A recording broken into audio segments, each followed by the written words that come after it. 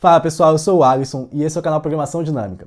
No vídeo de hoje nós vamos estudar um algoritmo incrível chamado busca binária, que vai permitir que a gente encontre um dado específico dentro de uma lista ordenada de uma maneira muito rápida. Se você acabou de chegar no canal, já se inscreve e fica com a gente, que aqui além de aprender a programar ou se aperfeiçoar, você vai poder fazer projetos muito interessantes comigo ou com a Kizzy. No vídeo anterior, eu trouxe uma provocação para você a partir da pergunta: quanto é que vale uma busca eficiente? Se você ainda não conferiu, não deixe de ver, porque com certeza você vai valorizar ainda mais o algoritmo de hoje, a busca binária, depois de fazer a reflexão que a gente fez naquele vídeo. Antes de colocar a mão no código e implementar o algoritmo, vamos lá para o quadro para a gente entender como é que ele funciona. Então aqui a gente tem uma lista que já está ordenada. Então é pressuposto da busca binária que você vai operar esse algoritmo dentro de uma lista que está ordenada. Ah, mas a minha lista não está ordenada ainda. Então você vai e roda algum algoritmo de ordenação. A gente viu 5 aqui, né? O Bubble Sort, Selection Sort, Insertion Sort, Merge Sort ou Quick Sort. Escolhe um, roda ele na sua lista e depois que você tiver a lista ordenada, você vai poder rodar a busca binária. A ordenação ela tem uma complexidade maior do que a busca, mas você vai ver que se você for fazer essa busca várias vezes, vai compensar você fazer a ordenação antes, para depois poder fazer uma busca muito mais rápida, tá bom? Então aqui a gente tem a lista ordenada, 2, 2, 4, 7, 11, 21, 23, 30 e 41, tá? Pode ter número repetido, não tem nenhum problema. A ideia da busca binária, ela é muito simples, mas assim, muito poderosa. É o seguinte, você vai chegar e vai dividir essa lista no meio, tá? Você vai olhar para o cara que está no meio e você vai perguntar se ele é o cara que você quer encontrar. Então vamos supor que a gente queira encontrar aqui o número 30, tá? Então, se eu fosse fazer uma busca linear, eu ia ter que passar por todo mundo aqui, desde o 2 até chegar na penúltima posição ali, o 30. Mas, agora a gente vai fazer a busca binária e vamos ver como é que a gente encontra ele. Então, a gente vai vir no cara que está no meio da lista. Quem que é isso? Se você olhar, essa lista ela tem 9 posições, tá? Então, ela vem do índice 0 até o índice 8 aqui no 41. E aí, para encontrar metade, você soma então o índice inicial mais o índice final ali, né, 0 mais 8, e divide por 2. E aí você vai obter o índice 4, é a metade dessa sua lista. Então você vem aqui, 0, 1, 2, 3, 4, dá aqui em cima do 11, tá?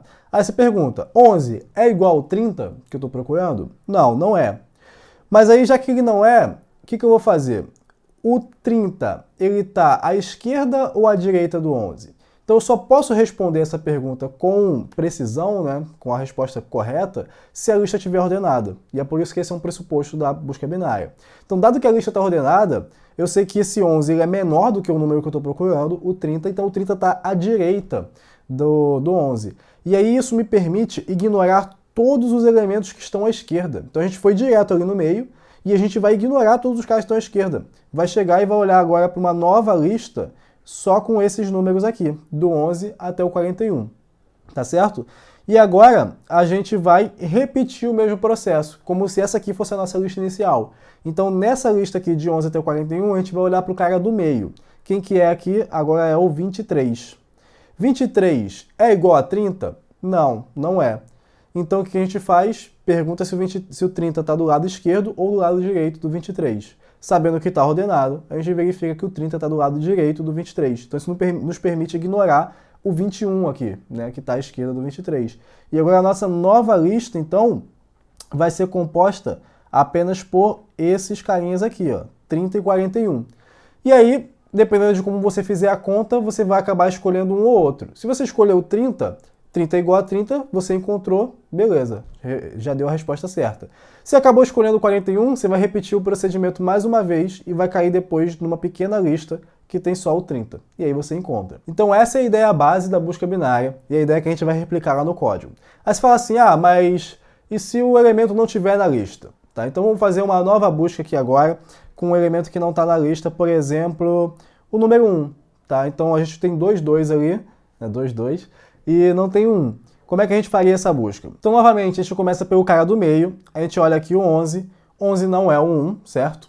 Mas a gente sabe que o 1 está à esquerda do 11, porque está ordenado, e o 1 é menor do que o 11. Então, agora a gente tem uma nova lista aqui, que vai ser do 2 até o 7. O que a gente faz? Repete o procedimento aqui nessa lista, pega o cara do meio, dependendo de como a gente fizer a conta, vai cair nesse 2 ou no 4. A nossa implementação vai privilegiar aqui o 2, aí o 2 ele é maior do que o 1, né? Ele é diferente do nosso 1 e ele é maior do que o 1. Então a gente pressupõe que o 1 está à esquerda do 2. E aí ficamos então com este pequeno pedacinho aqui, tá? Essa aqui passa a ser a nossa lista agora. E ela tem apenas um elemento, né? E esse elemento não é o 1. Então você vai comparar, 2 é diferente de 1, e vai ver que não tem mais como você reduzir a sua lista, e você pode responder com certeza que o 1 não está nessa lista. Tá? Então o procedimento é o mesmo, independente do número estar na lista ou não, ou dele ser repetido ou não. Tá? Se a gente estivesse procurando pelo 2, a gente iria encontrar o 2 aqui. Pode ser que em algumas implementações você encontre o primeiro 2 ou o último 2, enfim. Isso vai variar aí dependendo de como você escreva o seu código, mas o fato é que você sempre vai encontrar o número ali ou sempre vai poder dizer que ele não está lá. Tranquilo?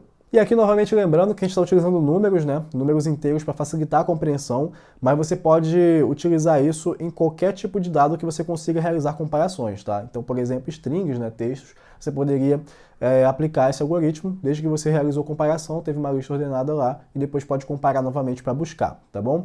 Então, sabendo agora a ideia base da busca binária, nos faltam duas coisas. A primeira delas é realizar a implementação do código, e a segunda é verificar a complexidade do algoritmo. Nós vamos aproveitar que já estamos aqui no quadro para matar logo a parte da complexidade, porque vai ajudar visualmente a gente a entender o que está acontecendo. Depois, então, a gente faz a implementação que você vai ver que é tranquilinha. Então, voltando aqui para o quadro, eu coloquei destacadas as sublistas que nós analisamos para que você possa entender quantos passos foram executados. E aqui eu estou focando no caso em que a gente procurou pelo número 1, porque o pior caso da busca binária acontece quando você tenta encontrar um número, né? Tenta encontrar um elemento ali e você não encontra ele, certo? Quando esse elemento não está presente na lista, você tem o pior caso da busca binária. E nós vamos analisar a complexidade do pior caso. Quando a gente tentou encontrar o 1, o que aconteceu? Primeiro a gente olhou, né? Aqui o passo 0 é olhar para a lista que está em branco mesmo. A gente olhou para a lista completa e fomos então em cima do 11, tá? Depois que a gente foi em cima do 11 e verificou que ele é diferente do 1, a gente teve uma sublista que é os elementos que estão à esquerda do 11. Então essa sublista que está aqui em amarelo, beleza? Aí depois disso a gente desceu para uma sublista que está aqui em roxo, que tem só esse 2 e o 2. Depois desceu para uma sublista que está em vermelho e aí finalmente a gente pôde falar, né, categoricamente que o 1 não se encontra na lista, porque a gente olhou até ter um único elemento na lista ali para poder analisar e não poder mais reduzir a nossa lista, beleza? Quantos passos aconteceram aqui? Você pode olhar e ver que teve 4 passos, mas como é que você pode obter uma expressão que diz assim, tá, para determinado tamanho da lista a gente sempre vai ter X passos, tá? Você tem que notar que está acontecendo o seguinte, você sempre está reduzindo a sua lista pela metade. Então, inicialmente você tinha 9 elementos, depois você passou a ter 4 elementos, depois 2 e depois 1. Então, sempre vai acabar tendo um único elemento ali, tá? Quando você não encontra esse cara na lista, o pior caso vai ser esse. Você teve um único elemento lá no final e não é o cara, tá? Não encontrou. Então, o pior caso sempre vai terminar tendo um único elemento e sempre vai decrescer dividindo por 2 o tamanho da sua lista. Então, a minha lista ela tinha 1024 elementos. Aí você dividiu, você vai para um lado com 512, o outro lado ficou 512 para lá. Aí dividiu de novo 256, dividiu de novo 128, 64, 32, 16, 8, 4, 2, 1.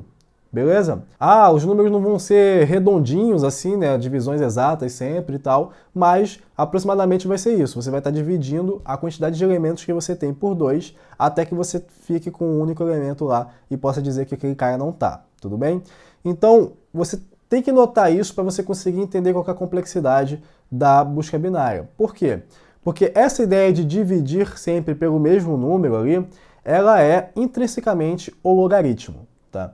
Então, não é muito caro para muita gente isso, né? Às vezes as pessoas ficam um pouco confusas em relação ao logaritmo, mas elas têm mais facilidade em entender potenciação, por exemplo, né? Então, quando você está multiplicando direto por 2, você diz que você tem 2 elevado à quantidade de vezes que você multiplicou. Essa é a potenciação, certo? Então, 2 elevado a 2 é 2 vezes 2. Tem 2 ali, né? Um do lado do outro. 2 elevado a 3 é 2 vezes 2 vezes 2 de novo. Então, você tem 3 2 ali. E aí, 2 elevado a 3 é 8, tá?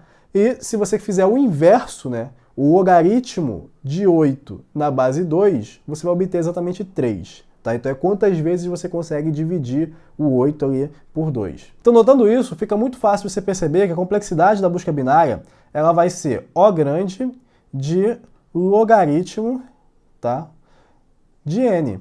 em que n é o tamanho da sua entrada, né, da sua lista ali. Então, vai ser exatamente o log n? Não, se você olhar aqui, por exemplo, a gente tem 9, né? 9 mais aproximado ali para o log de 2 seria o 8, e log de 8 na base 2 a gente acabou de ver que é 3. A gente está vendo que a gente está fazendo aqui 1 passo em branco, 2 em amarelo, 3 em roxo, 4 em vermelho, tá? Então, na verdade é tipo log n mais 1, tá? Mas você pode, quando passar para a notação do Lagrange, esse log n mais 1, esse mais 1 aí vai cortar, você vai ficar apenas com uma coisa que é log n. Importante saber que é proporcional ao logaritmo de n. Aí você fala assim, pô, mas você escreveu só log ali, não está especificando que a base é 2. Bom, mudança de base no logaritmo é essencialmente multiplicação por uma constante, né? E a gente já viu que a notação do Lagrange, ela elimina essa constante. O que importa pra gente é saber realmente qual que é a base da função ali, né? O log n. Então, você sabe que log de A na base B é igual ao log de A na base C dividido por log de B na base C também. E aí, de posse dessa informação e sabendo a complexidade da busca binária, a gente pode realizar uma comparação muito interessante com o caso que eu te dei no vídeo anterior. Então, eu comentei no vídeo anterior que você podia ter uma lista com 10 bilhões de elementos e querer realizar uma busca por algum elemento ali dentro, né, um dado específico. E no pior caso, você teria que passar por todos os 10 bilhões, né? Ele poderia, se fizesse uma busca linear e começasse pelo começo mesmo, né? Pelo índice 0, ele poderia estar lá no último índice e você passou então por 10 bilhões de elementos. Isso te daria mais ou menos 10 segundos, fazendo 1 bilhão de operações por segundo. E agora com a busca binária, você sabe que você consegue fazer uma quantidade de passos proporcional a log de 10 bilhões, certo? E aí, aplicando essa propriedade que a gente viu, né? 10 bilhões é 10 elevado a 10. E aí a gente tem que log de 10 bilhões, então, né, de 10 elevado a 10, na base 10, é igual ao log de 10 bilhões na base 2, que é que a gente está interessado, né, se você quiser ser mais rigoroso, dividido pelo log de 10 na base 2. E então o log de 10 bilhões na base 2 é igual a 10, né, que é o log de 10 bilhões na base 10, é só 10, vezes o log de 10 na base 2. O log de 10 na base 2 é algo ali entre 3 e 4, mais próximo do 3. Tá? Então você pode chutar aí para mais, sei lá, 4, e você vai ver que então o número de passos que você vai realizar para encontrar um elemento dentro de uma lista de 10 bilhões de elementos é menor do que 40. Tá? Então, assim, é muito rápido. Né? Se você fizer 1 bilhão de operações por segundo, 40 é muito rápido mesmo. Tá? Então, a busca binária é um algoritmo muito eficiente, mas que só funciona com essa hipótese de que essa lista está ordenada. Então, agora que a gente já sabe a teoria da busca binária, vamos fazer a implementação desse negócio. Então aqui eu criei um novo arquivo, né, que eu chamei de search.py, e a gente vai definir então uma nova função, vou chamar aqui def, de binary underline search, tá? Busca binária em inglês. E a gente vai precisar passar como argumentos o seguinte, bom, a lista que a gente quer buscar, que eu vou chamar aqui de array, tá? Não vou chamar de list, porque list é uma função aqui no Python. E você precisa minimamente do item que você quer buscar também, tá? Uma coisa interessante é que a gente vai utilizar uma estratégia recursiva nessa solução aqui, tá? Se você quiser que eu faça uma solução iterativa depois, você deixa aí nos comentários, a gente pode fazer também. Mas a gente vai fazer essa primeira solução como uma solução recursiva. Então, para controlar onde que eu começo e onde que eu termino, né, ali dentro da lista, nessas sublistas, a gente vai precisar do índice de começo, que eu vou chamar aqui de begin, e do índice de fim, que eu vou chamar de end, tá bom? Então a gente já utilizou esse tipo de estratégia, por exemplo, no merge sort, no quicksort, e a gente está usando aqui mais uma vez no binary search. E aí a gente vai fazer a seguinte verificação. Se o começo ele for menor ou igual ao fim, então enquanto eu tenho uma sublista válida, né, eu vou calcular o meio dela, tá? Então o meio vai ser igual ao começo mais o fim dividido por 2. E aqui a gente vai utilizar duas barras para dividir, porque vai dar o resultado da divisão inteira para a gente em Python, tá? E aí eu calculei esse meio e eu vou verificar se o cara que está no meio, né? O cara que está nessa posição aqui, se ele é igual ao cara que eu estou procurando, né? Esse item aqui que está sendo procurado. Então, se ele for igual, eu encontrei. Então eu posso retornar o índice M, que é o índice do meio. Olha, encontrei, ele está nessa posição aí. Se ele não for igual, aí eu vou verificar se ele é menor. Tá bom? Então, se ele for menor, vamos ver aqui, se o item for menor do que o cara do meio, então eu vou pela esquerda. Então, eu vou pedir para retornar o resultado da busca binária no mesmo array, tá? O mesmo conjunto de dados, buscando pelo mesmo item, beleza?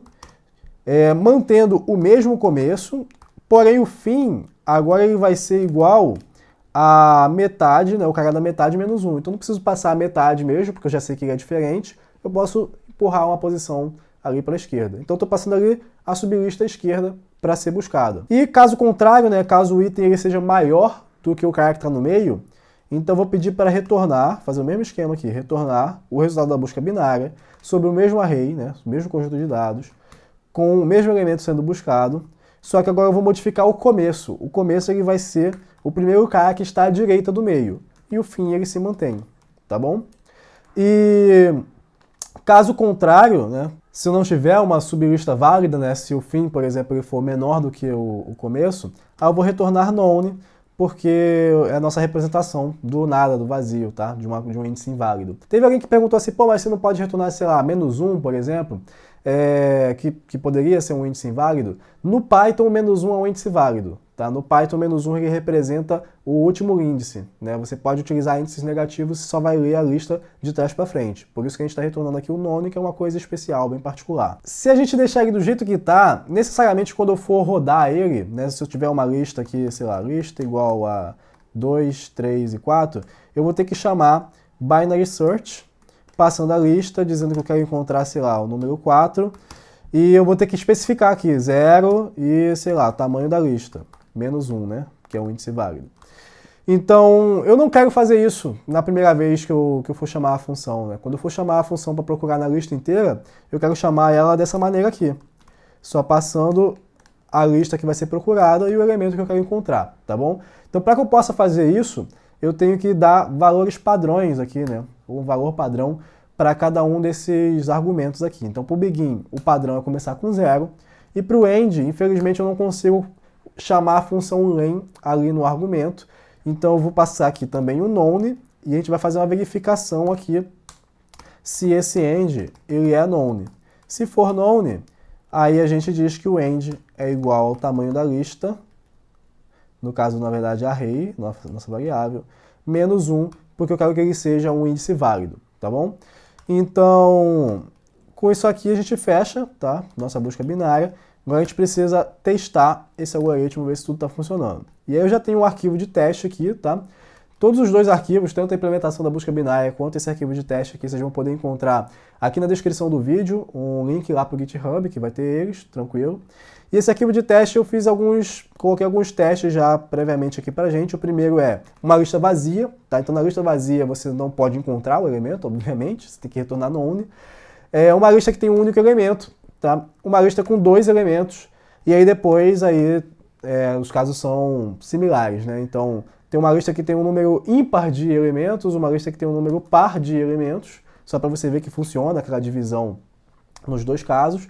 E aqui uma lista que tem elementos repetidos. Então, se não passar no teste vazio, vai dizer aqui ó, que falhou. Se não passar no teste unitário, também vai dizer que falhou. Se passar, vai dizer que passou. E nos outros aqui a gente vai ter a oportunidade de selecionar algum elemento. Você vai poder falar o número ali. Ele procura e diz se tá ou não, qual que é o índice, se é none, esse tipo de coisa, tá? A gente pode ficar repetindo algumas vezes esses testes. Então, depois você pode dar uma olhadinha com calma, entender esse código aqui. Nenhum bicho de 7 cabeças. Qualquer dúvida, bota aí na descrição do vídeo. Então vamos lá, vou rodar aqui Python 3 teste.py e a gente passou no teste vazio, passou no teste único também. Talvez você fique se perguntando, pô, mas a gente não fez esse teste em relação ao vazio, né? Mas como a gente começa aqui com o end igual ao tamanho do array menos 1, se o tamanho do array for 0, né, ele está vazio, então o tamanho do array é 0, aí o end ele vai ser menos 1. E aí, como o começo está em 0 e o final está em menos 1, isso aqui não vai ser verdade, né? É um caso em que a gente tem uma sublista inválida. A gente tem o final menor do que o começo. E aí, naturalmente, ele passa para cá e retorna o none e diz que não encontrou, tá? Então, já está contemplado esse caso de teste dentro da nossa implementação. Aí, para o caso de teste de dupla, a gente pode testar escolhendo, por exemplo, 3, tá? E ele diz, então, que o 3 está no índice 0. Ótimo. O caso de teste ímpar, vamos testar aqui com o 27. Ele diz que está no índice 8. E a gente pode contar aqui. 0, 1, 2, 3, 4, 5, 6, 7, 8 de fato, 27. O par, a gente vai botar, sei lá, 3 está no índice 2. De fato, ele está aqui no índice 2. Para o cara que tem números repetidos, vamos botar, sei lá, 21. Bom, certamente 21 está no 8 e está em vários outros índices aqui também, tá? A gente pode repetir, vou repetir. Vou procurar aqui na dupla, por exemplo, agora, sei lá, 8. E aí ele disse aqui, não encontrou. Se eu procurar aqui no ímpar, vamos ver, 1. Encontrou aqui no índice 0. No par a gente pode procurar por alguma coisa que não está aqui. Não encontrou. No repetido, posso procurar também por, sei lá, 9, que é o único que não está repetido aí. E a gente, então, diz que está no índice 6, 0, 1, 2, 3, 4, 5, 6 de fato, tá? Então, finalmente, nós temos uma implementação funcionando na nossa busca binária e você pode baixar esse código para estudar e fazer seus próprios testes. Então, pessoal, esse vídeo vai ficando por aqui. Espero que você tenha entendido a ideia incrível por trás da busca binária e também tenha aprendido a implementar esse algoritmo. Se você gostou do vídeo, não esqueça de deixar o seu like, nem de se inscrever aqui no canal para dar aquele apoio ao trabalho. Nós estamos com a meta de bater 5 mil inscritos até o final do ano, então se você acredita no nosso trabalho, ajude a compartilhar, por favor. Muito obrigado e até a próxima.